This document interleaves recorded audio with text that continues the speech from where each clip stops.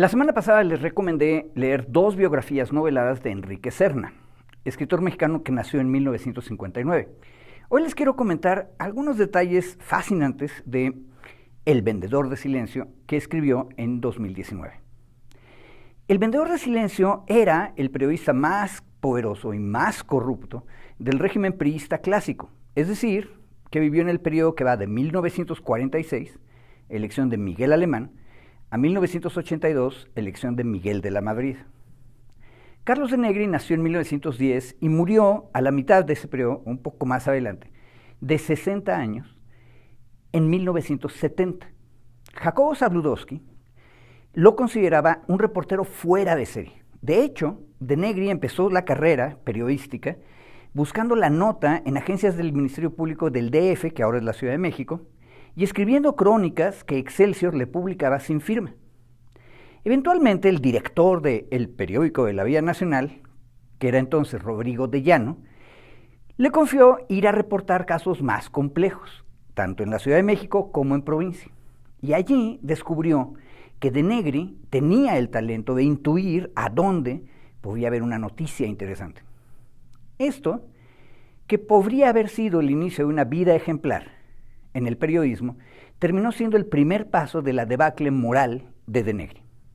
Serna nos cuenta cómo el director de Excelsior le enseñó desde entonces que la buena historia que escribió un reportero le dejaba al diario mucho más dinero si no se publicaba.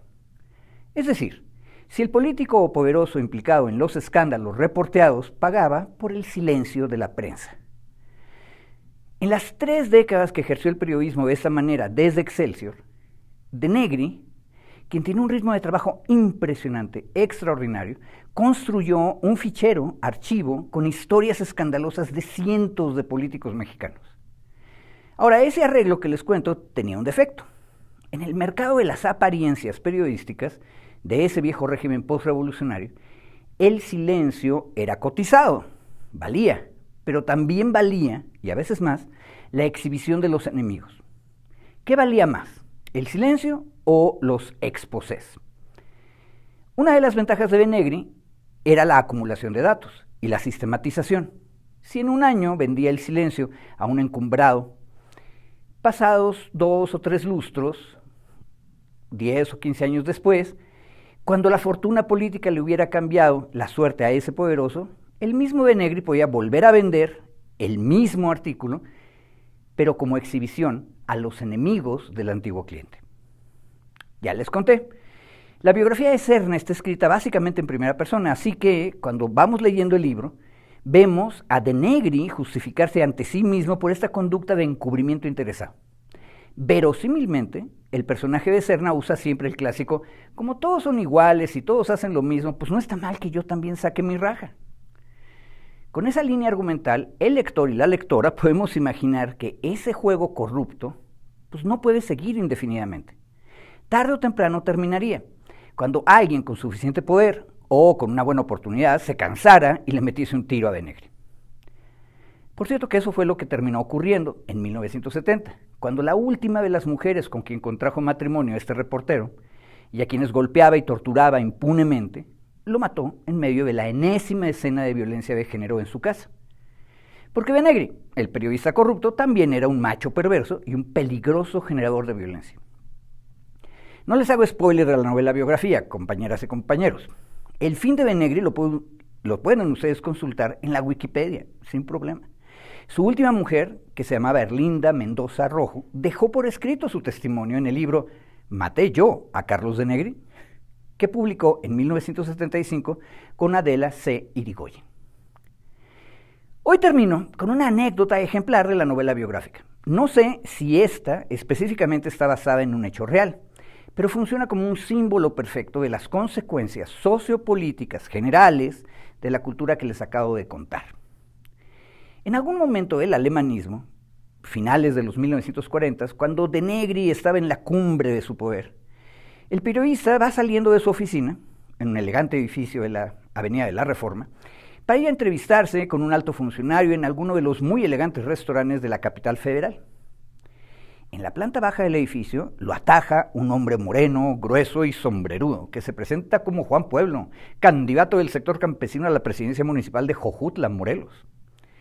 Resulta que De Negri había escrito en su columna de chismes políticos que Juan Pueblo no tenía ninguna esperanza de que el PRI le diera la candidatura. El sombrerudo venía muy molesto y le reclamó para saber quién le había contado las mentiras que había publicado sobre él. De Negri le explica, muy elegante y muy fifí, que sus fuentes son confidenciales pero exactas. El sombrerudo saca un fajo de billetes sucios, una buena cantidad, ofreciéndoselos al periodista vendido. Como estaban en público, De Negri, muy digno, rechazó el embute. Aparte, Serrano nos da a entender que el sombrerudo no le llegó al precio. Aún más molesto, el sombrerudo le dejó ver la pistola Escuadra 45 que llevaba en el cinto. De Negri se escabulló, montó en su carro y huyó. Luego de su entrevista, en el restaurante elegante, De Negri busca de urgencia al secretario particular del presidente alemán. ¿Para que le asignen escoltas? Uno no sabe con esos sombrerudos qué puede pasar, ¿verdad? Y desde entonces y hasta su muerte en el año 70 llevó guaruras pagados por el régimen. La escena del precandidato perdedor de Jojutla es un símbolo de la resquebrajadura más grave del régimen de la Revolución Mexicana. La política mexicana era así, arriba y abajo, ruda y violenta. Pero preguntémonos, ¿quién representa mejor el pacto social que legitimaba al viejo PRI? ¿Los alemanistas de traje y corbata o el sombrerudo de Jojutla? Sin duda, este último. Pero esos políticos de abajo perdieron la batalla con los licenciados de Miguel Alemán y luego la volvieron a perder con los tecnócratas de Miguel de la Madrid. De acuerdo con el retrato que nos regala Serna, esos sombrerudos no eran mejores, éticamente hablando, que los fifís que los vencieron. Pero recuerden, camaradas, que el relato nos lo está contando el autor en la voz del corrupto violento que busca justificarse. Y ahí Serna nos da una señal en ese episodio que es simbólico. El sombrerudo, en el libro, viene de Jojutla, es decir, viene del estado de Morelos, en el que a finales de los 1940 estaba trabajando y organizándose la última generación de los rebeldes zapatistas, liderada por Rubén Jaramillo. Esa generación estaba exigiendo que el régimen de la posrevolución les cumpliese las promesas que les había hecho ese sistema político bajo el cardenismo. Y esos campesinos no estaban dispuestos a corromperse.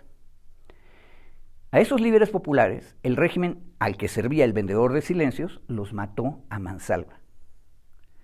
Novelas, metáforas y símbolos nos ayudan a reflexionar hoy y a actuar en la política contemporánea. ¿Quiénes son hoy día los de Negris? ¿Quiénes son los fifís alemanistas? ¿Quiénes los sombrerudos de Jojutla y quiénes juegan el papel de Rubén Jaramillo? Esas son las preguntas que tenemos que hacernos ahora. Gracias.